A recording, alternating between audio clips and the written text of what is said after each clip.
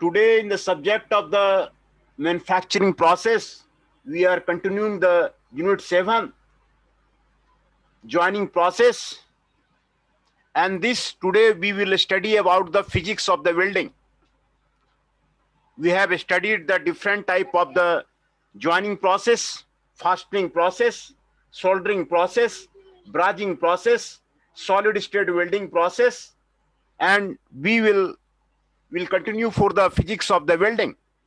This is the heat affected zone in the case of the welding. When we are doing the welding, the heat affected zone will be appear as shown in the screen. Here is the maximum temperature that is to be observed in this line. This is the maximum temperature observed in the case of the welding. And this is the solid weld metal from here to here. This is the weld metal, weld bead. Welding करने के बाद जो weld deposit होता है, ये आपको weld deposit है. आपको ये जो आपको ब्लू कलर का आपको दिखाया जा रहा है, ये आपको वेल्ड डिपॉजिट है, जो वेल्डिंग करने के बाद हर एक वेल्डिंग मटेरियल में आपको डिपॉजिट होता है. जो फिलर मेटल से आपको डिपॉजिट होता है, ये आपको सॉलिड वेल्ड मेटल है.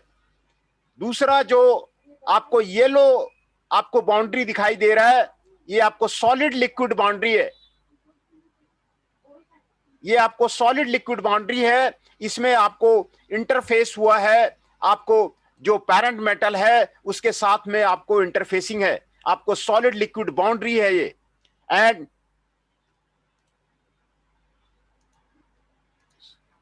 सॉलिड लिक्विड बाउंड्री के बाद ये जो आपको रेड कलर का आपको दिखाया जा रहा है, ये आपको ग्रेन ग्रोथ जोन है.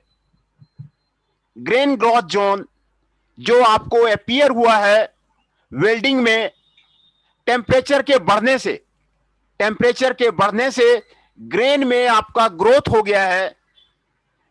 ग्रेन का साइज में आपको बढ़ गया है, क्योंकि यहां पर आपको मैक्सिमम टेम्परेचर है. ये आपको यहां से आपको पैरेंट मेटल है, ये आपको पैरेंट मेटल है. तो ये जो आपको जोन दिखाई दे रहा है, रेड जोन जो आपको दिखाई दे रहा है, ये आपको ग्रेन ग्रोथ जोन है.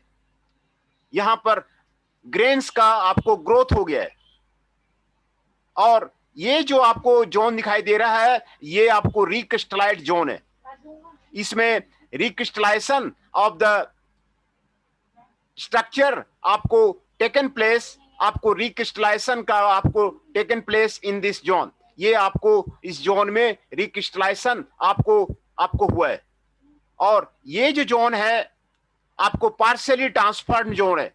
इसमें पार्शियली आपको ट्रांसफॉर्मेशन आपको हुआ है. और ये जो है आपको टेम्परिंग इसमें हुआ है, आपको हीटिंग हुआ है. ये आपको टेम्पर्ड जोन को आपको दिखा रहा है. ये आपको टेम्पर्ड जोन को दिखा रहा है. एंड उसके बाद टेम्पर्ड जोन के बाद आपको अनअफेक्टेड बेस मटेरियल आपको दिखाया जा रहा है. ये आपको अनअफेक्टेड बेस मटेरियल है. तो देखिए यहां पर जो टेम्परेचर का ग्राफ है, लाइट चला गया,